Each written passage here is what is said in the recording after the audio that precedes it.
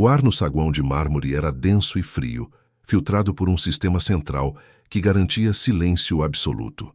A casa de Bernardo era uma fortaleza de ordem, um santuário de minimalismo caro. Esse silêncio foi estraçalhado às 3h12 da manhã. Não era um choro, era um som muito pior. Um grito agudo cortado mais próximo do pânico do que da dor. Mateu. Bernardo, que havia retornado da Ásia poucas horas antes e ainda lutava contra o fuso horário, atirou-se da cama de seda. O corpo estava dormente, mas a mente estava em alerta de pai. Ele não precisava de babás eletrônicas. O som reverberava pela arquitetura rígida. Ele percorreu o corredor principal, com os pés descalços deslizando sobre o piso polido que parecia coberto de gelo. Quando chegou ao quarto de Mateu, hesitou por um segundo na porta. A luz noturna estava acesa, projetando sombras longas e distorcidas. O que ele viu não foi um monstro debaixo da cama, nem um pesadelo comum. A babá Helena não estava sentada calmamente lendo ou acariciando a testa do menino. Ela estava ofegante, curvada sobre a cama, lutando contra o garoto de 5 anos. Mateu esperneava. Ele não estava chorando de tristeza, mas de uma agitação física desesperada. A pele fina e translúcida do garoto estava vermelha em manchas.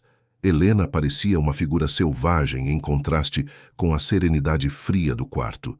Seu uniforme azul claro estava manchado de suor. Bernardo explodiu para dentro. "Helena, o que diabos está fazendo?" A voz dele era baixa, perigosa. O tom não era de preocupação, mas de um CEO que pega um funcionário furtando papelaria. Helena não olhou para ele. Seus olhos castanhos estavam fixos apenas em Mateu. Ela segurava os ombros de Mateu, forçando-o a se sentar. "Não durma, Mateu, por favor, fique acordado. Saia de cima dele." Bernardo agarrou o braço de Helena, puxando-a para trás. Helena resistiu com uma força inesperada. Ela era pequena, mas a tensão nervosa a fazia parecer musculosa. "Não, ele está caindo. Ele não pode dormir agora, senhor Bernardo." Bernardo finalmente conseguiu afastá-la, mas a cena que se seguiu era ainda mais perturbadora. Assim que Helena soltou o menino, Mateu cambaleou. Ele tentou tossir, e seus olhos, que deveriam estar sonolentos, estavam abertos em um terror fixo e silencioso. O pânico não estava nele, estava em seu corpo que parecia traí-lo. "O que você deu a ele? Onde estão os seguranças?" Bernardo pressionou o botão de alarme, mas só o fez com o canto do olho. Sua atenção estava voltada para o filho que agora deslizava da cama para o chão frio, com as pernas bambas. "Eu não dei nada, apenas o xarope da noite, o de sempre." Helena se ajoelhou e tentou pegar Mateu, mas Bernardo a interceptou. "Eu disse para ficar longe." Bernardo pegou o filho no colo. Mateu estava mole e quente, mas, estranhamente, agitado. Ele não gemia de dor. Ele parecia drogado, mas lutava contra o efeito. Foi nesse momento, enquanto a mente de Bernardo tentava conciliar o pânico e o cheiro doce de suor infantil, que seus olhos caíram sobre a mesa de cabeceira. Ali, aninhado entre um copo de água e um boneco de pelúcia, havia um frasco de remédio. Era pequeno, escuro e familiar. Era o recipiente de plástico branco que guardava o simples suplemento vitamínico de Mateu, exceto que algo estava terrivelmente errado com ele. A etiqueta era a mesma, uma impressão genérica e limpa. Vitaminas noturnas, 5 ml.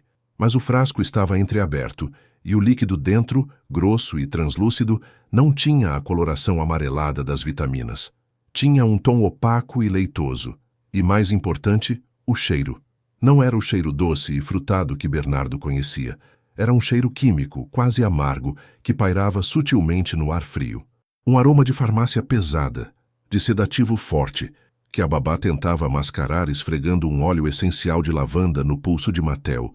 Bernardo, que passava a vida lendo relatórios financeiros de centenas de páginas, pegou o frasco automaticamente. A babá, Helena, não se moveu para impedi-lo. Ele sentiu o peso do objeto nas mãos. Era um objeto banal, um frasco de vitaminas. Ele ergueu o olhar. Helena estava observando-o. Sua expressão não era de culpa ou de medo de ser pega. Era uma súplica silenciosa, um aviso desesperado. "Eu juro que eu só dei o de costume." Ele começou a gritar e a lutar contra o sono uns 10 minutos depois. "Eu só consegui..." Ela apontou para o frasco na mão dele. "Eu dei o meu, o original, mas estava vazia. Troquei hoje. Você está dizendo que trocou o remédio do meu filho sem minha permissão? Bernardo apertou a tampa, sentindo o pulso acelerar. Ele estava furioso. Sua mente calculava. Suborno, negligência, talvez tentativa de assalto. Helena deu um passo à frente com as mãos abertas em um gesto de inocência e urgência. Não, senhor. Eu só troquei o frasco de volta para o... dele. O que o Dr. Ricardo me deu ontem à noite estava diferente. Eu ia te avisar de manhã, mas ele começou a ficar assim. Tentei manter ele acordado. O Dr. Ricardo. Ricardo, o sócio. Aquele que havia insistido em supervisionar pessoalmente o cuidado com a saúde de Mateu desde a morte da mãe. Aquele que cuidava de todos os documentos e heranças. Bernardo parou de respirar. O frasco parecia queimar em sua mão. Ele olhou para o rótulo perfeito, depois para o líquido dentro, depois para o rosto de Helena, que agora tinha lágrimas silenciosas escorrendo. O terror no rosto dela não era por si mesma, mas por Mateu. E se o frasco de vitaminas noturnas não contivesse vitaminas? E se o rótulo fosse apenas uma máscara para um sedativo poderoso? Ele sentiu um arrepio que não tinha nada a ver com o piso frio de mármore. Bernardo, o homem que sempre confiava em números e etiquetas, teve que encarar a possibilidade aterrorizante de que a única pessoa que parecia saber o que estava acontecendo em sua casa estava sendo acusada por ele de um crime que ela tentava evitar. Mateu soltou um suspiro fraco no colo do pai, um som úmido e quase inaudível. Ele estava cedendo à força do que quer que estivesse em seu sistema. Bernardo apertou o frasco com tanta força que o plástico estalou. Ele precisava de uma prova. Ele precisava da verdade. E a verdade, ele sabia, não estava em nenhuma prateleira ou planilha, mas naquela pequena e insignificante garrafa que ele agora segurava. Ele olhou para Helena. Onde você colocou o lixo desta noite? Seja rápida. A babá não hesitou. Ela apontou para a lixeira prateada no canto, a alguns metros de distância. Bernardo, ainda segurando o filho, caminhou até lá. Ele precisava ver o frasco que Ricardo havia dado. O frasco que Helena afirmou ter trocado de volta. O frasco que, pela primeira vez, ele percebeu, poderia ser a prova de que a frieza de sua riqueza tinha deixado seu filho vulnerável a um tipo de mal que o dinheiro não podia comprar. O frasco de plástico que Bernardo apertava era o novo, o que Helena alegava ter trocado. Tinha uma etiqueta genérica, suplemento vitamínico pediátrico. Ele parou na frente da lixeira prateada, que refletia a luz de emergência do corredor em sua superfície fria. Com o braço trêmulo, ele vasculhou o lixo reciclável. O cheiro de desinfetante e cascas de banana esmagadas preencheu o silêncio tenso. Mateu soltou um gemido mais agudo, o pequeno corpo dobrando-se no peito do pai. Bernardo encontrou. No fundo, amassado ao lado de um guardanapo, estava outro frasco idêntico, o mesmo formato, o mesmo tamanho, mas este continha o rótulo original, xarope para resfriado comum, 5 ml. A diferença era sutil, profissionalmente sutil. Se a babá estava dizendo a verdade, o frasco de vitaminas que ele segurava era, na verdade, o sedativo forte, destinado a deprimir o sistema de Mateu. E o frasco amassado no lixo era o xarope legítimo, que foi descartado para que a prova física sumisse. A bile subiu em sua garganta. Não era apenas descuido, era uma operação calculada. Bernardo comparou os dois, a mente girando na velocidade da desconfiança e do pânico. Ele tinha acabado de confirmar que alguém estava ativamente envenenando seu filho, e ele estava pronto para acusar a única pessoa que tentou intervir. Antes que pudesse fechar as mãos sobre a prova completa, a porta do quarto principal se abriu com um clique suave, quase inaudível. Ricardo, seu sócio de longa data e principal acionista da holding, estava parado ali. Ele vestia um roupão de seda, mas seus cabelos estavam perfeitamente penteados. Ele parecia ter acabado de acordar, mas a frieza em seus olhos sugeria o contrário. Bernardo, o que diabos é esse barulho às 3 da manhã? Ricardo parecia mais irritado com a falta de decoro do que preocupado com a criança morrendo. Seus olhos escanearam a cena. O pai suado, a criança fraca, a babá pálida e os 2 frascos de plástico nas mãos de Bernardo. O rosto de Ricardo endureceu, não com surpresa, mas com uma irritação profissional. Você está fuçando no lixo com o Mateu no colo? Francamente, Bernardo. Bernardo se recompôs, tentando esconder os frascos atrás de si. Mateu está mal. Ele mal consegue respirar. Helena está exausta e assustada, cortou Ricardo, caminhando com a lentidão calculada de um predador. Ele parou ao lado de Bernardo, exalando um perfume caro e um ar de superioridade incontestável. Vamos ser racionais. O que você encontrou? Bernardo instintivamente estendeu o frasco legítimo que havia pego no quarto. Ela disse que este xarope estava causando a sonolência e que ela trocou por vitaminas. Ricardo pegou o frasco. Ele não olhou para o líquido, apenas para o rótulo. Seu sorriso foi condescendente, dirigido ao desespero de Bernardo. Bernardo, você precisa de um diagnóstico, não de melodrama. Isso é nitidamente uma reação psicossomática. A pressão que colocamos sobre ele em relação à saúde, e sejamos honestos, a ausência materna e toda a questão da herança, o sistema dele está colapsando sob o estresse. Ele tem apenas 5 anos. O peso das palavras de Ricardo era esmagador. Ele transformou a suspeita de envenenamento em culpa paterna.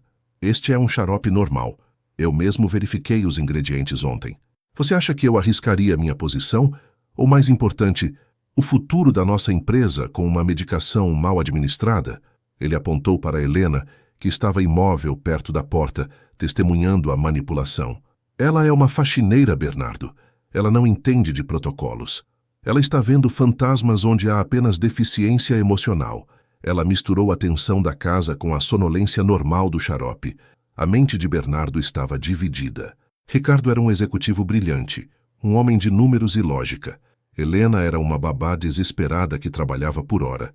Aquele velho reflexo de confiar no terno e duvidar da roupa de trabalho quase o dominou. E os gritos? Ele estava gritando antes de eu subir. A voz de Bernardo era um fiapo. Crise de ansiedade noturna. É comum. Ricardo gesticulou com o frasco de xarope.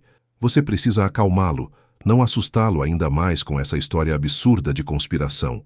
Se você me permite um conselho profissional, ligue agora para minha clínica particular. Manda um médico de verdade para estabilizar Mateu e tiramos essa distração daqui. Ele estava se referindo a Helena. Bernardo olhou para Helena. Ela lhe deu um olhar firme, quase de súplica, apontando discretamente para a mão direita de Bernardo. Ele finalmente percebeu que, no calor da discussão, ainda segurava o segundo frasco. O frasco com a etiqueta de vitaminas falsa, o sedativo. O objeto que, sozinho, era a única coisa que contrariava a narrativa perfeita de Ricardo. Se ele entregasse aquele frasco agora, Ricardo o faria desaparecer. Ricardo percebeu o olhar de Bernardo mudando para sua mão fechada. Por um instante infinitesimal, o polimento escorregou do rosto do sócio, revelando algo gelado e faminto. O que mais você está escondendo aí, Bernardo? Não seja infantil. Vamos ver o que você tem. Bernardo sentiu o pequeno peso do frasco com a etiqueta trocada, o veneno sutil, uma prova que poderia lhe custar sua vida financeira, mas salvar a vida de seu filho. Ele apertou os lábios, hesitando entre a frieza lógica do sócio e o alerta mudo da babá. A quem ele devia seu amor e a quem ele devia sua lealdade? Ele não respondeu, apenas deu um passo para trás. O silêncio entre os dois homens era mais violento do que qualquer grito, com Mateu ofegando fracamente entre eles. Dê-me o frasco, ordenou Ricardo, a voz baixa e letal. Bernardo segurou-o com mais força. Ele precisava de tempo. Se Ricardo era o assassino, ele acabara de tentar manipular o pai a demitir a única testemunha e a entregar a única prova. Eu ligo para meu próprio médico, disse Bernardo, a determinação finalmente voltando em um impulso frio. Ricardo sorriu, mas o sorriso não alcançou seus olhos. Se você insiste, mas faça isso rápido. E não se preocupe, eu espero aqui para garantir que você não cometa mais erros, Bernardo. Afinal, a herança de Mateu é meu maior investimento. Ele se sentou no divã de seda, os olhos fixos na mão fechada de Bernardo, sabendo que sua vitória estava quase garantida, a não ser por aquele pequeno pedaço de plástico escondido. O ar na sala ficou denso, pesado com a ameaça silenciosa de Ricardo. Bernardo sentia o suor frio escorrer por suas costas, a mão apertando o pequeno frasco de plástico até que os nós dos dedos ficassem brancos. Ele estava encurralado entre o instinto de proteger o filho e a lógica fria imposta por seu sócio e amigo de longa data. A voz de Ricardo, agora doce e controlada, cortou o silêncio. Bernardo, você ouviu o que eu disse. Não há tempo para dilemas morais. Mateus precisa de atendimento. Se esta moça estava dando algo a ele sem prescrição, não podemos arriscar a vida dele um segundo a mais. Helena deu um passo à frente, mas foi interrompida pelo olhar gélido de Bernardo. Eu não fiz nada de errado. A voz dela estava embargada, a dor da acusação mais aguda que a humilhação. Eu estava apenas seguindo a recomendação do Dr. Elias. Não é sedativo, é apenas um suplemento. Dr. Elias não é o pediatra dele, retrucou Ricardo, levantando uma sobrancelha. E você, Helena, não é médica? Bernardo, veja bem, se ela tem um frasco com o nome de outra criança, não podemos simplesmente ignorar a regra mais básica de segurança. Medicação não identificada. A palavra regra atingiu Bernardo como um chicote. Ele era um homem de regras. Seu mundo era construído em torno de contratos, auditorias e conformidade. Ele podia aceitar a possibilidade de um engano médico, mas não podia tolerar a desobediência flagrante dentro de sua casa. Ele olhou para Helena. Em seus olhos havia súplica e honestidade, mas o frasco em sua mão, com a etiqueta rabiscada, era a prova física que parecia gritar mais alto que qualquer emoção. Ele respirou fundo, fechando o frasco no punho. Chega, não vou mais discutir isso. Ele se virou para Helena e o tom de sua voz mudou drasticamente. Não era a raiva, era o distanciamento glacial do chefe que demite um subordinado. Eu quero que você saia. Agora. Helena estremeceu. As lágrimas que ela segurava vieram com força, mas não por ela mesma. Senhor, o que o Ricardo está dizendo não é verdade. Eu jamais faria mal ao Mateu. Você não tem autoridade para dar qualquer substância ao meu filho. Não importa o que seja. É quebra de confiança, quebra de contrato. Eu pago o que devo, mas quero que você pegue suas coisas e vá embora esta noite. O golpe foi brutal, rápido e injusto.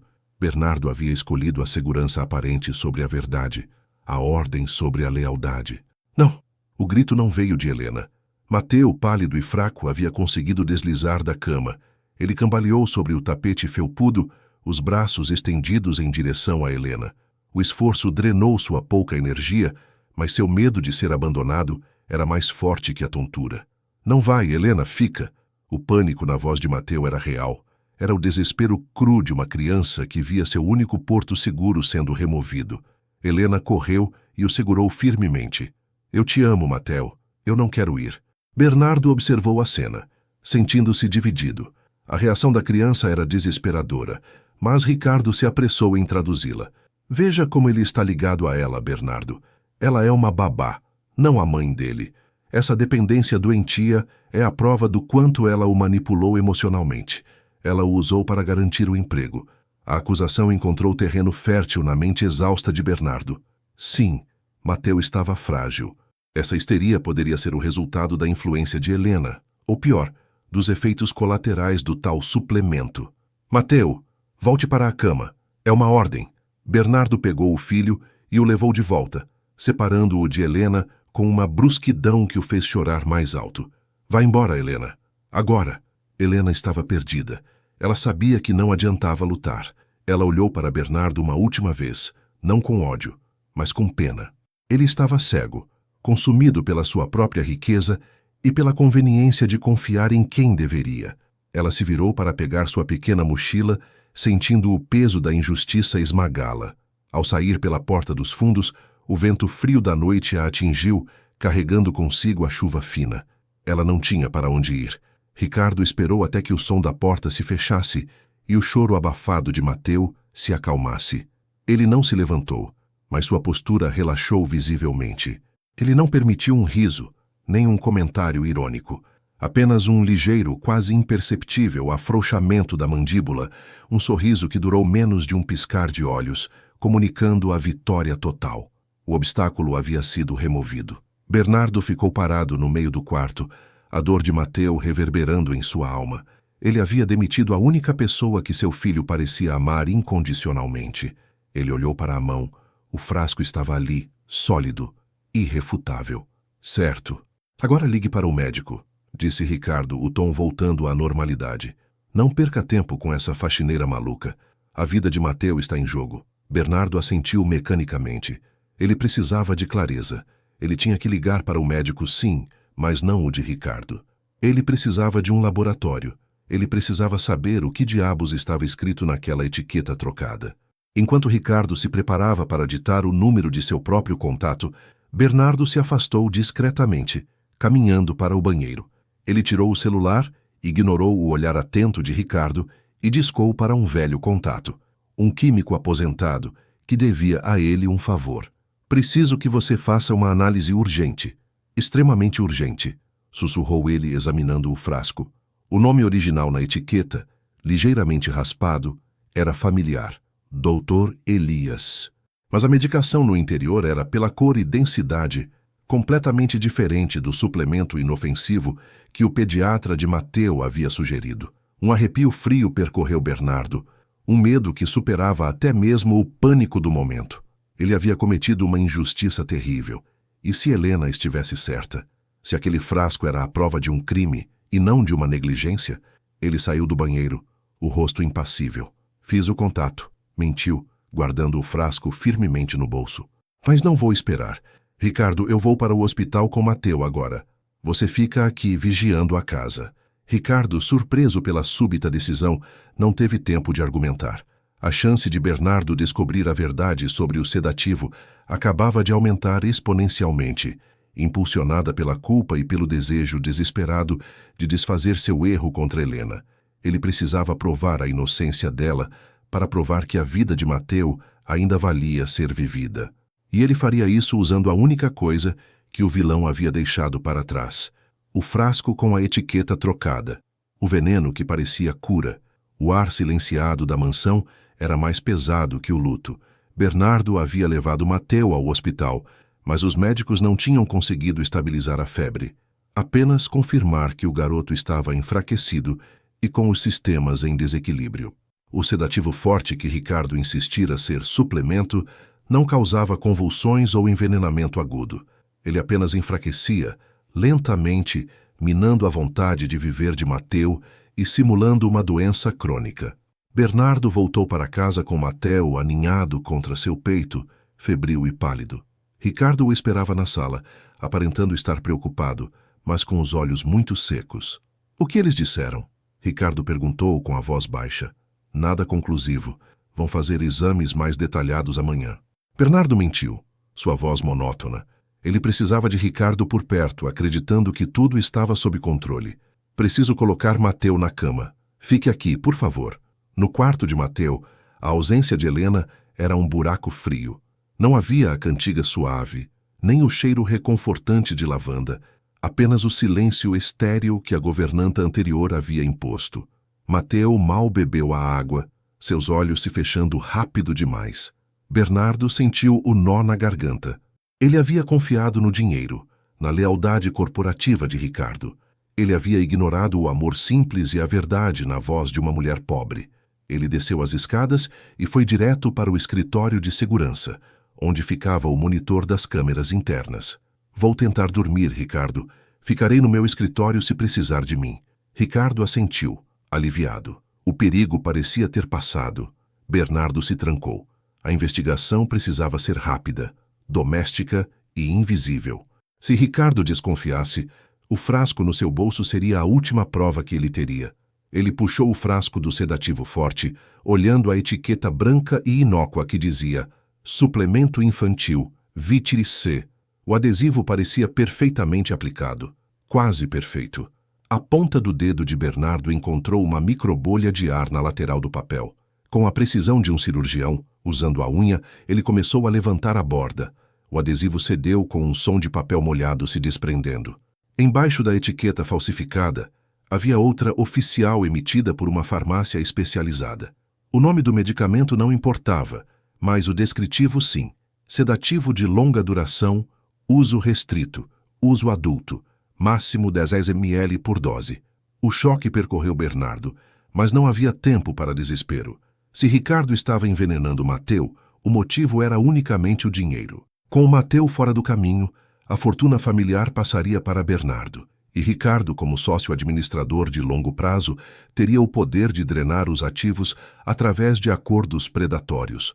Ele pegou a chave da gaveta, onde o suplemento de Mateu era guardado, e foi ao quarto. Ele não a abriu. Em vez disso, ele rastejou sob a cômoda procurando por lixo ou sobras.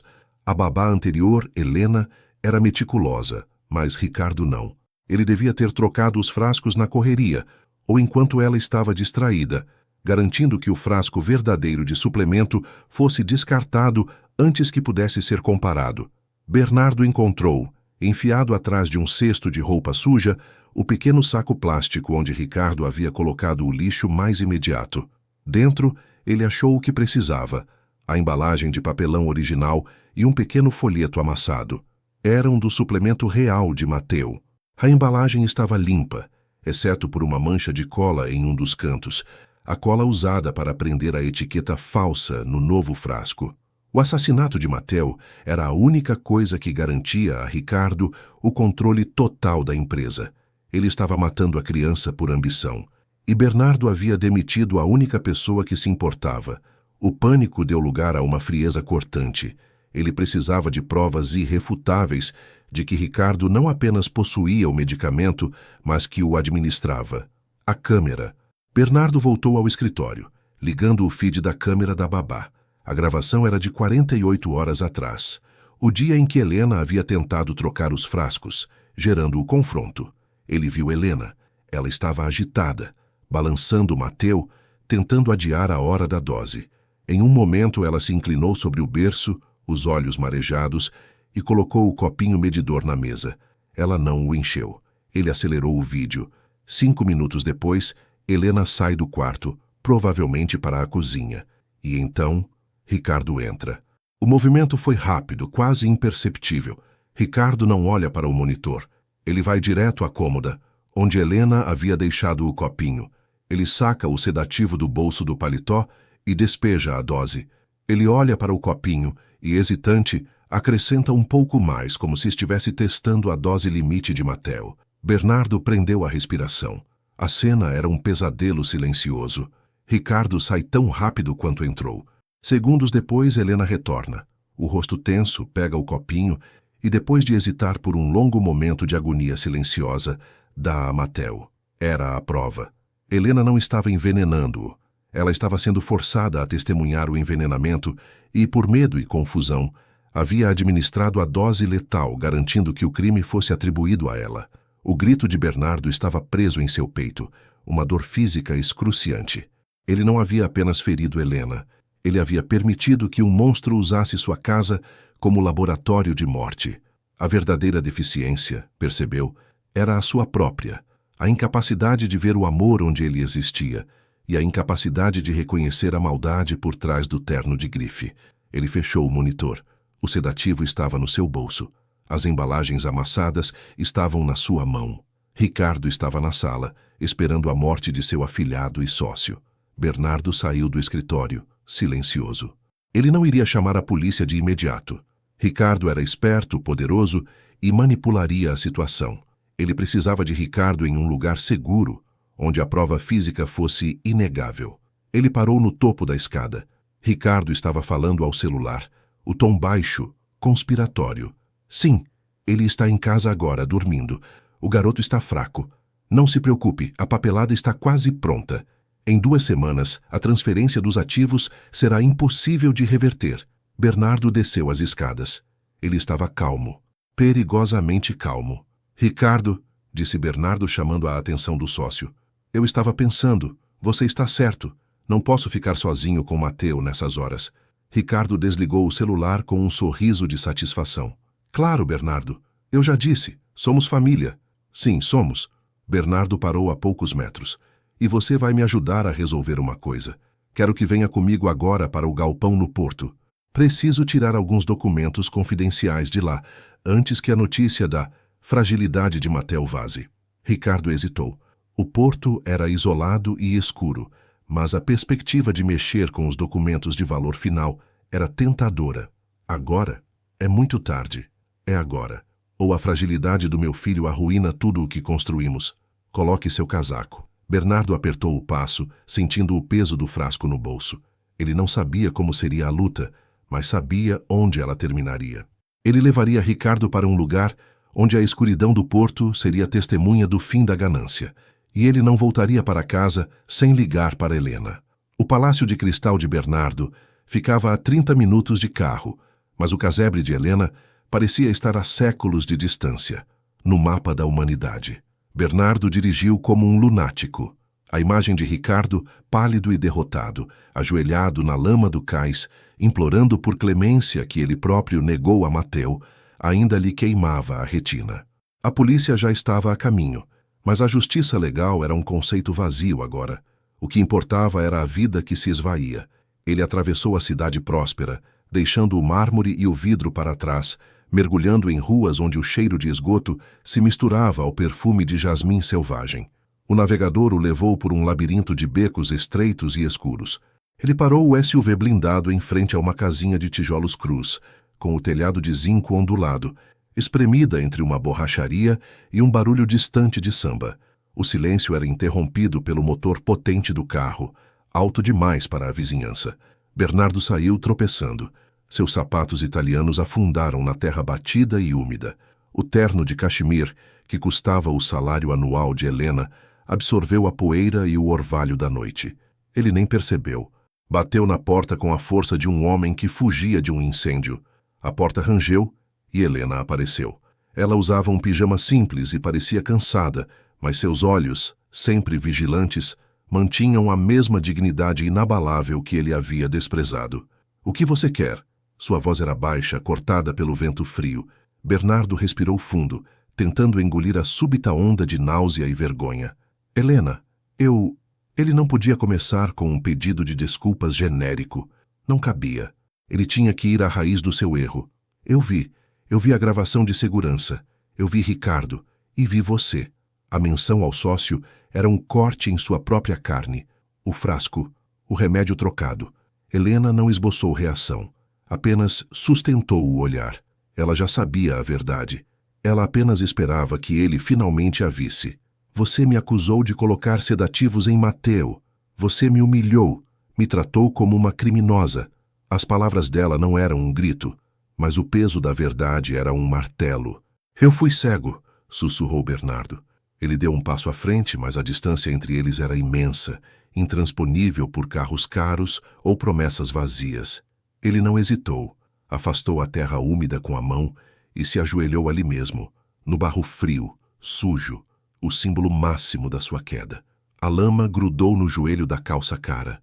"Por favor, Helena, me perdoe.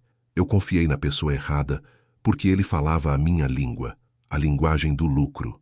Eu não confiei em você porque você falava a linguagem do amor. Eu achei que a ganância de Ricardo era apenas ambição, e achei que seu cuidado era apenas interesse. Eu troquei a babá do meu filho por um bandido." Ele ergueu a cabeça, a garganta fechada pela culpa. "Eu não vim oferecer dinheiro. Eu vim implorar sua ajuda, não por mim, pelo Mateu." Helena apertou a moldura da porta. A fragilidade de Bernardo ali, na sujeira, era mais convincente do que qualquer ameaça ou cheque. "O que aconteceu?" ela perguntou, ignorando a postura dele. Ela não se importava com sua humilhação. Importava-se com o perigo. "Ele não está bem." Ricardo estava sedando-o lentamente para fazê-lo parecer doente demais para herdar. "Mateu precisa dos cuidados que você dava, precisa do seu toque, da sua vigilância. Ele precisa de você, Helena. Eu fui um tolo arrogante e agora meu filho está pagando." Bernardo esperou, o coração batendo descompassado contra o casaco de lã molhada.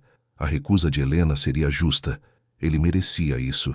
Ela fechou os olhos por um instante. O pequeno Mateu, com seus olhos escuros e seu sorriso frágil, era a única bússola dela. Não era sobre o patrão cego, era sobre o menino abandonado. "Eu não volto por você, senhor Bernardo. Entenda isso. Eu não aceito seu dinheiro nem suas desculpas." Ela abriu os olhos, uma chama de determinação neles. "Eu volto pelo meu menino." Ele se levantou, limpando o rosto suado com a manga. "Obrigado. Não temos tempo."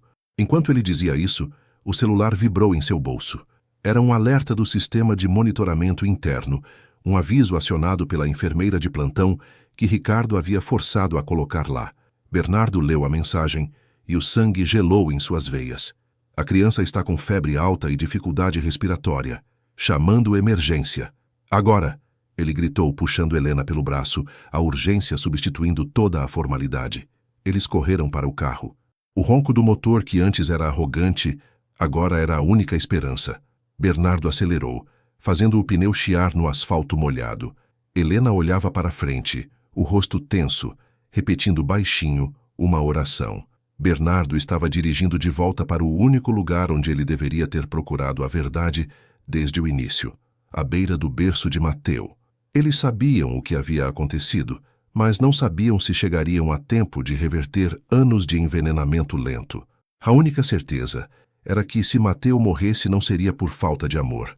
O único problema agora era o tempo. O carro cantou, uma nota aguda de desespero e velocidade, enquanto Bernardo o jogava na entrada de paralelepípedos. Ele nem sequer esperou o veículo parar totalmente antes de saltar. A mansão estava iluminada, mas de uma maneira caótica. Luzes de emergência piscavam na rua. Sirenes se aproximavam. Eles irromperam pelo hall. Onde está ele? Bernardo rugiu para uma empregada pálida que mal conseguia respirar. No quarto. Senhor Ricardo está lá dentro. Bernardo e Helena correram, subindo os degraus de mármore 2 a 2.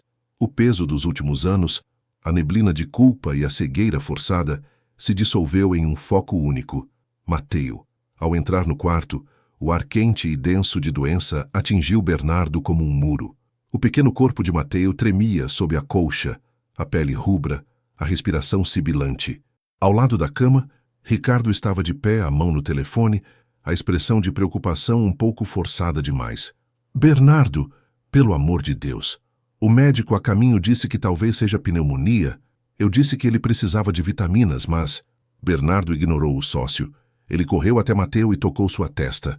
A febre era escaldante, febre de envenenamento lento. Saia!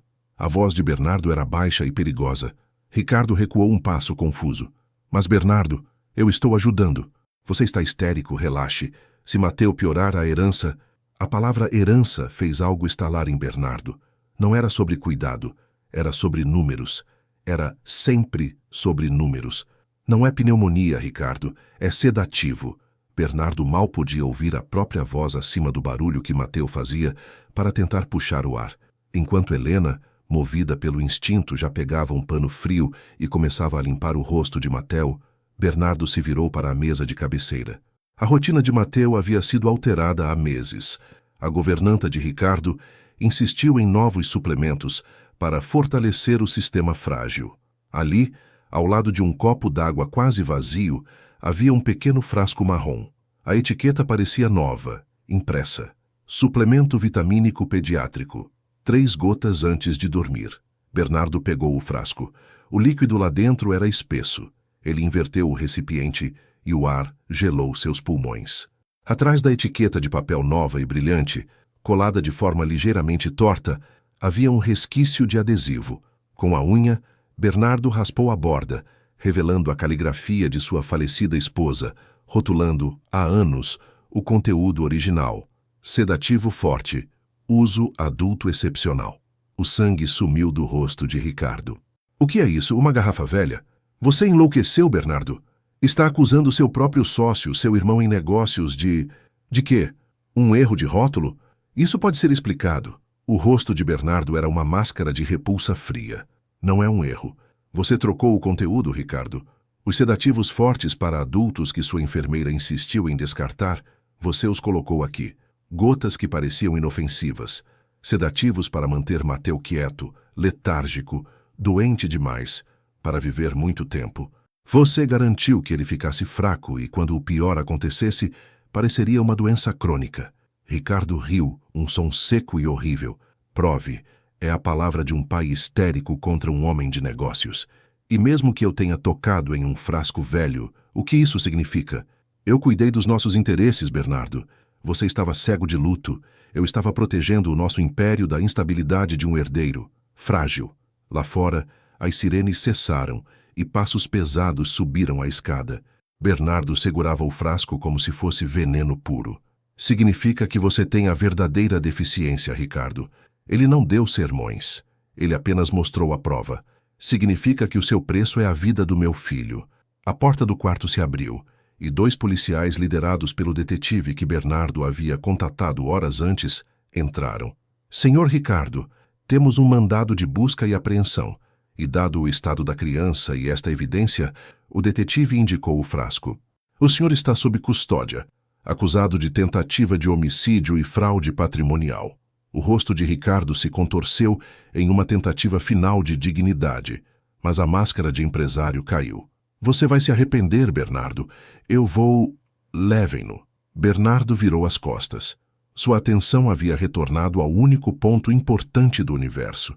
Ricardo foi retirado, resmungando sobre advogados e milhões de dólares. A tensão na sala diminuiu com sua partida. Bernardo se ajoelhou ao lado da cama. Helena segurava o filho nos braços, embalando-o suavemente. Ela não estava medicando, estava apenas oferecendo calor e segurança. O sibilado da respiração de Mateu continuava, mas, pela primeira vez em muito tempo, ele parou de tremer. Seu olhar, antes vidrado, encontrou o rosto preocupado, mas finalmente seguro de Helena. Naquele momento, enquanto a febre não diminuía por completo, a alma do menino encontrou refúgio. Ele tossiu fracamente e, com uma força surpreendente, esticou uma mãozinha e agarrou o cabelo de Helena. Aquele gesto simples de confiança foi mais eficaz do que qualquer antídoto. Bernardo viu a cor voltar lentamente ao rosto de Mateu. Ele estava seguro. Ele estava amado. 6 meses depois, o sol de outono entrava pela janela do quarto, iluminando os bonecos e livros de colorir espalhados pelo chão de madeira. Mateu, que agora parecia ter ganhado anos de peso e cor, estava sentado na varanda, rindo alto enquanto Helena lhe lia uma história. Bernardo assistia de longe, apoiado no batente. O silêncio da casa não era mais a quietude mórbida da doença, mas a paz de um lar curado. O império de Ricardo havia desmoronado. Os negócios foram saneados. A casa estava cheia de vida, não de falsas promessas e veneno lento. Bernardo abriu a gaveta da mesa de cabeceira. Dentro, em um saquinho de plástico para provas, ainda estava o frasco marrom com a dupla etiqueta. Não era mais a prova do crime, mas um lembrete. O objeto mais vil havia se tornado o marcador de sua maior lição. O que havia mantido Mateu doente não era uma fragilidade física inerente, mas a falta de amor genuíno e constante, substituído pelo cálculo frio. Ele precisava de segurança, precisava da verdade. Ele precisava de Helena. Bernardo fechou a gaveta, fechando aquele capítulo para sempre. Ele caminhou até a varanda, ajoelhou-se e beijou a testa de Mateu, que sorriu. E então, qual é a próxima história? Helena sorriu para Bernardo. Não era o sorriso pago da babá, mas o sorriso cálido e honesto da mulher que havia salvado seu filho. O dinheiro de Bernardo não a havia conquistado. Seu amor por Mateu, sim. E no fim, o amor era a única riqueza que importava.